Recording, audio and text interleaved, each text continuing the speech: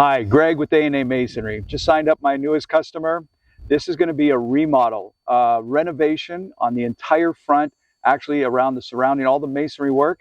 From top to bottom, we're going to do it all. Let's take a look, see what we're going to start with. A&A Masonry, an award-winning company servicing the Greater Toronto Area and the Golden Horseshoe.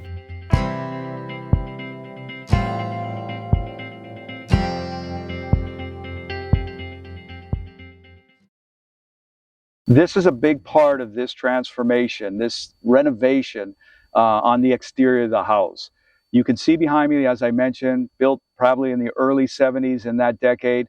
It looks a little bit dated to a certain degree. I'm looking around the neighborhood. I see some transition of going from that time period to more updated types of finishings, different colors, different products being used. Here's what we've got planned for this customer. We are going to take all the bricks. We're going to remove them from the wood frame house, bringing it right back to the wood frame house. We're going to remove all the siding. We're going to replace those bricks with a nice natural Indiana limestone. We're going to carry that up to where you see the siding behind me, where the brick meets the siding, and beyond that we're going to do stucco. And we're going to do nice treatments and stucco moldings around the windows. It's really going to make this house pop. It's going to look, again, it's going to be a brand new house from the front, putting together with the driveway, the garage, everything else. It's a complete renovation from beginning to end. Usually, when renovating a home or making plans to renovate, people look at what they can see, which is the external section of the home, and then they make their plans. This is how most projects get going.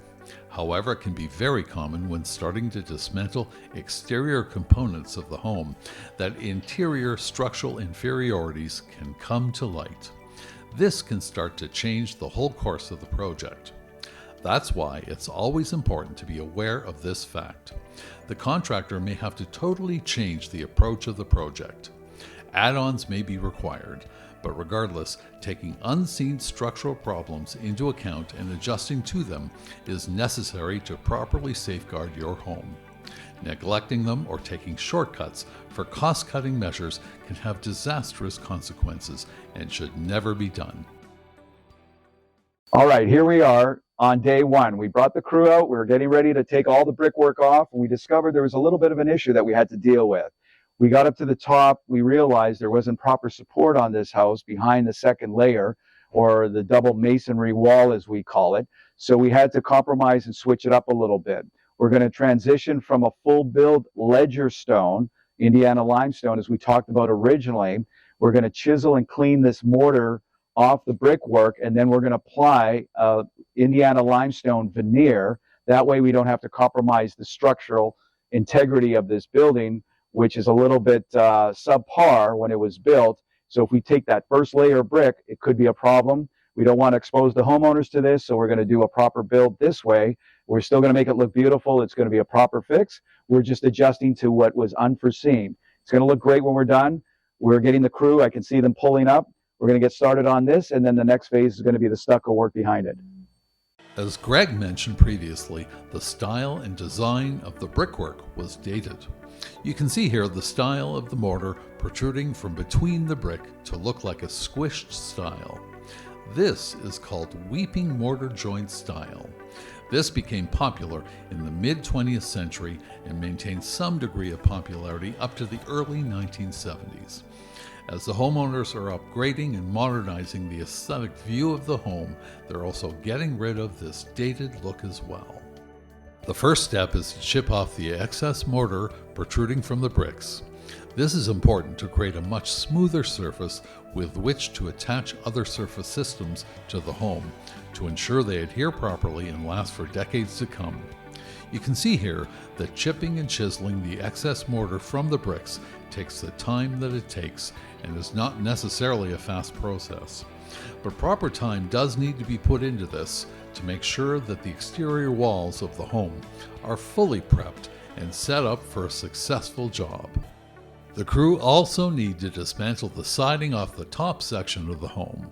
This section was originally planned to be full stucco across the second floor, but with the new plans in place after getting started, the whole front will be stone and stucco will be around the whole sides and back of the home.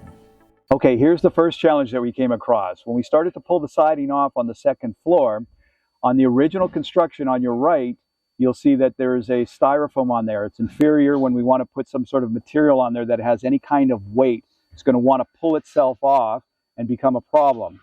So we decided to transition from going half stone and stucco to the entire facade of the front of this house to be stone veneer. In order to do that, we have to reconstruct the top part on your right here, which is the original construction. The part above the garage is a secondary type of construction.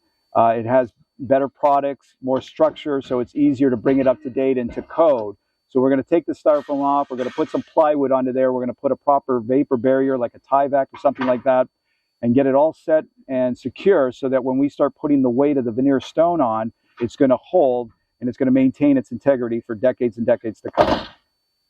So remember, it's important when embarking on a project to renovate or upgrade your home that unforeseen problems or changes can very often pop up as a surprise.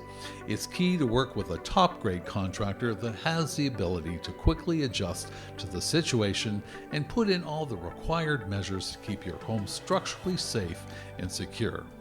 That's why you put your trust in A&A and let their professionals get to work for you to make your next project the best that it can be for all the years that lie ahead.